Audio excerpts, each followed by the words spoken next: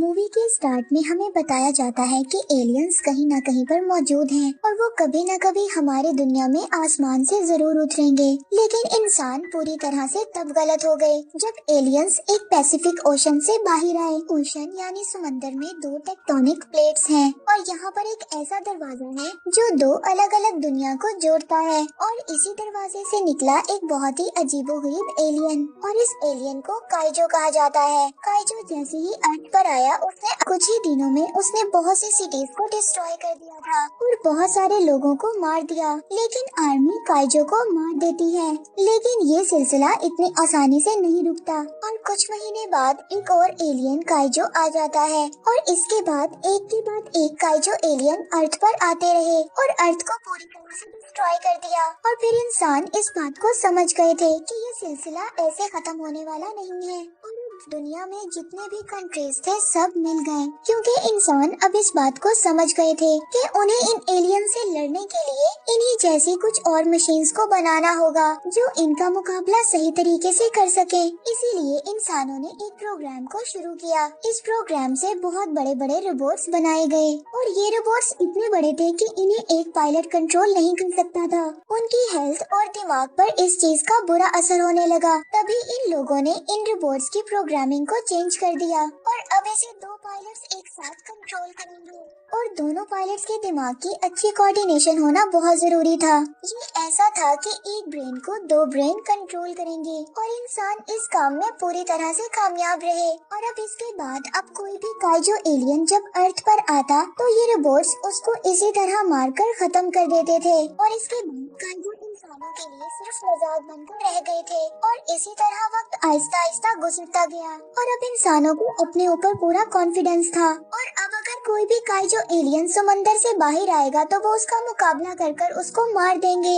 और इसी तरह बहुत सारा टाइम गुजर जाता है और एक दिन अचानक से उन्हें पता चलता है कि एक एलियन काइजो ओशन से बाहर आ रहा है और अब इनको पता चलता है कि ये काइजो एलियन जो ओशन से बाहर आया है ये पहले एलियन से ज्यादा खतरनाक है। और इसके बाद यहाँ पर हम दो जुड़वा भाइयों को देखते हैं जिनमें से एक का नाम येंसी और दूसरे का नाम राइली था और अब ये दोनों उस रोबोट को कंट्रोल करेंगे जो काइजो को मारने जाएगा। अब ये दोनों उस रोबोट के अंदर बैठ जाते हैं। अब इन दोनों के ब्रेन को सिम किया जाता है ताकि इन दोनों का ब्रेन एक ही तरह काम करे। अब ये दोनों अपने रोबोट से इस तरह जुड़े थे कि जो नुकसान रोबोट को होगा वही इनको होगा। और अब ये दोनों अपने रोबोट को लेकर ओशन में चले जाते हैं। इनका रोबोट यानी मशीन इतनी बड़ी थी कि वो ओशन में नहीं डूब सकती थी। अब ये दोनों अपने रोबोट को लेकर उस जगह पर पहुंच जाते हैं जहां पर काइजो था और ओशन में वहां पर एक बोट थी।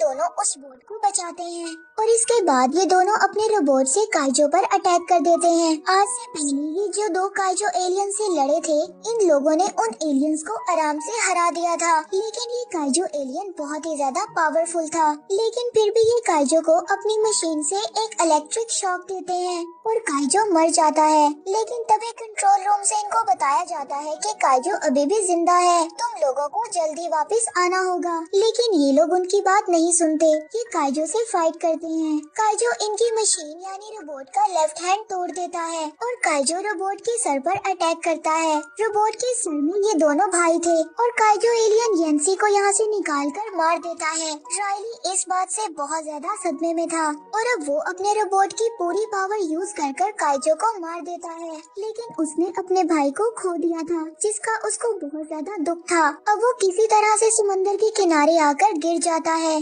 क्योंकि वो काइजो से फाइट करने के बाद बहुत ही ज्यादा इंजर्ड हो गया था। और अब ऐसे ही वक्त गुजर जाता है और इसके बाद हमें वर्ल्ड ऑर्गेनाइजेशन के लोगों को दिखाया जाता है जो कि इस प्रोग्राम में फंडिंग करते थे। वो लोग कहते हैं कि वो लोग काइजो से नहीं जीत सकते क्योंकि काइजो इंसानों के बचाव के तरीकों को समझ चुके हैं। काइजो हर बार ज्यादा डेवलप होकर अर्थ पर आते हैं और अब फोर्थ कैटेगरी के काइजो अर्थ पर आना शुरू हो गए हैं और अब वर्ल्ड लीडर्स ये फैसला करते हैं कि वो इस प्रोग्राम को पूरी तरह से खत्म कर देंगे, जिसमें बड़े बड़े रोबोट्स काइजो से फाइट करते हैं। वो मार्शल को बताते हैं कि तुम अपने सारे रोबोट्स आखिरी स्टेशन जो कि हांगकांग वहाँ पर लेकर जा सकते हो, और उस वक्त तक हम इस प्रोग्राम की फंडिंग तुम्हें करते रहेंगे जब तक हॉस्टल वॉल तैयार नहीं हो जाती, क्योंकि मार्शल वो इंसान था जिसने इस प्रोग्राम्स को इंट्रोड्यूस करवाया था। और अब हम देखते हैं कि ओशन के करीब एक बहुत ही बड़ी वॉल तैयार की जा रही है जो कुछ वक्त तक तैयार हो जाएगी ताकि काइजो इस दीवार के पार न आ सके। और अब मार्शल भी इतनी जल्दी हार मानने को तैयार नहीं थे। वो ये रोबोट्स वाले प्रोग्राम को खत्म नहीं करना चाहते थे,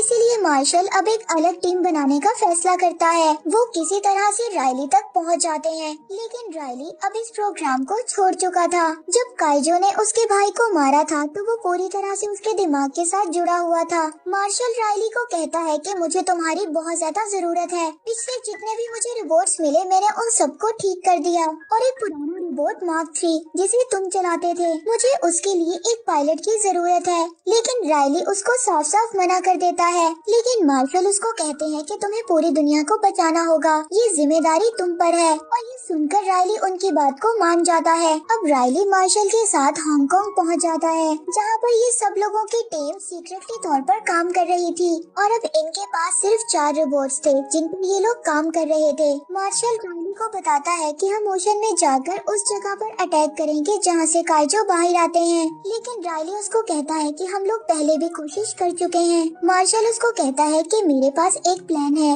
बस तुम तैयार रहो। यहाँ पर मार्शल की अडॉप्टेड डॉटर को भी दिखाया जाता है जिसका नाम मार्को है। वो इस पूरे प्रोग्राम की डायरेक्टर है, और अब मार्को मार्शल से कहती है कि वो रायली के साथ को पायलट बनना चाहती है ताकि वो उसके ब्रेन के साथ जुड़कर उस रोबोट को कंट्रोल कर सके और काइजो से फाइट करे। लेकिन मार्शल उसको यहाँ पर मना कर देते हैं क्योंकि मार्को के पेरेंट्स को काइजो ने मारा था, इसीलिए वो अगर इन सब चीजों को याद करेगी तो वो को सही तरह से कंट्रोल नहीं कर सकेगी, इसीलिए मार्शल उसको मना कर देता है। और दूसरी तरफ को पायलट चुनने का प्रोसेस स्टार्ट होता है, जिसमें कई फाइटर्स को एक एक करके रैली के साथ फाइट करना होगा, और यहाँ पर रायली सभी को हरा देता है। इसके बाद मार्को रायली से फाइट करने आती है।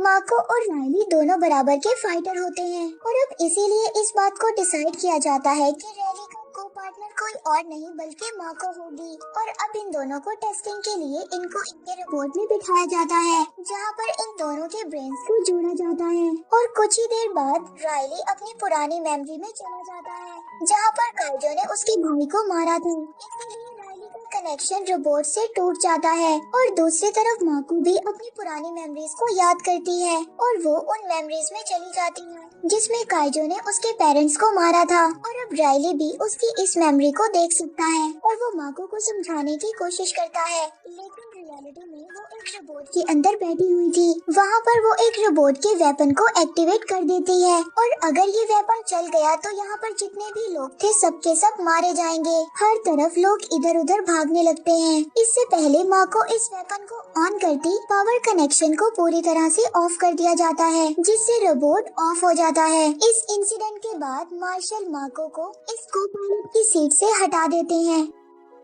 दूसरी तरफ हमें एक साइंटिस्ट दिखाया जाता है जिसका नाम न्यूटन था। वो अपने ब्रेन को काइजो के ब्रेन के साथ कनेक्ट करता है, जो ब्रेन काइजो का यहाँ पर पड़ा हुआ था, ठीक उसी तरह से जिस तरह दो पायलट एक दूसरे के ब्रेन के साथ जुड़ते हैं। और न्यूटन अपने ब्रेन को काइजो के ब्रेन से जोड़ता है, तो उसको वो प्लेस नजर आती है जहाँ से सब काइजो आते हैं। वहाँ पर उसको कुछ और एलियंस भी नजर आते हैं जो कि इन काइजो एलियंस को बना रहे थे। इसके बाद मार्शल न्यूटन के पास आता है। न्यूटन उसको बताता है जो अब तक का जो एलियन अर्थ पर आए हैं वो इस अर्थ को साफ करने के लिए आए हैं। इसके बाद जो नेक्स्ट जनरेशन के काइजो आएंगे वो इंसानों को मारने के लिए आएंगे। ये काइजो एलियंस अर्थ पर पहले भी आ चुके हैं जब डायनासोर्स थे। उस वक्त इस अर्थ का एटमॉस्फेयर इन एलियंस के लिए नहीं था, इसीलिए ये एलियंस वापस चले गए और इंतजार करते रहे। और अब इस अर्थ पर ओजोन पोल्यूटेड वाटर की वजह से ये एटमॉस्फेयर एलियंस के लिए बिल्कुल परफेक्ट है,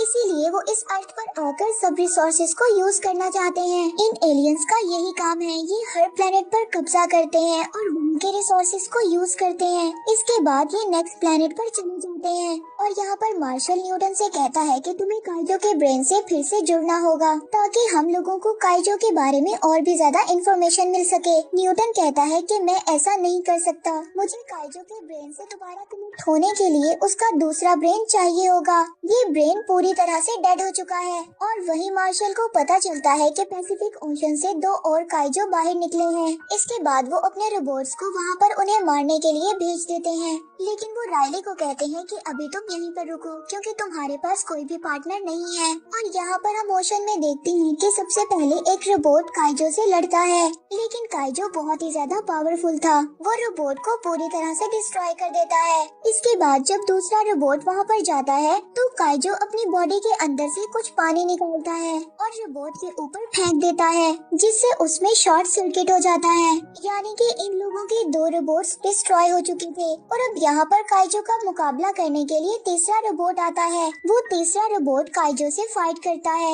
यहाँ पर काइजो अपनी बॉडी से कुछ केमिकल्स ब्लास्ट करता है, यानी कि वो अपनी बॉडी से इलेक्ट्रोमैग्नेटिक पल्स छोड़ता है, जिससे न सिर्फ रोबोट बल्कि उनका पूरा डिपार्टमेंट ऑफ हो जाता है। और अब ये लोग अपने रोबोट से कनेक्ट नहीं हो सकते थे। इसके बाद अब राइली मार्शल से कहता है कि तुम्हें हमें वहाँ पर भेजना होगा क्योंकि उनके रोबोट की चलने की टेक्नोलॉजी पुरानी थी और बाकी सारे डिजिटल रोबोट थे। और अब मार्शल को राइली की बात माननी पड़ती है और अब वो मार्को को राइली का को पार्टनर बनाने के लिए जाता है। और अब ये दोनों अपने रोबोट में बैठते हैं और अपने उस रोबोट तक पहुंच जाते हैं जो कि पूरी तरह से बंद हो चुका था। यहाँ पर जो काइजो एलियन था, इससे पहले वो रोबोट को मारता मार्को और राइली उस पर अटैक कर देते हैं और यहाँ पर ये रोबोट काइजो को खत्म कर देता है। और दूसरी तरफ हम दूसरे काइजो एलियन को देखते हैं जो कि सिटी की तरफ बढ़ रहा था और सबको इस काइजो एलियन के बारे में इंफॉर्मेशन होती है, इसीलिए सिटी के लोग अब इधर उधर भाग रहे थे। और दूसरी तरफ हम न्यूटन को देखते हैं जो कि एक आदमी के पास आता है।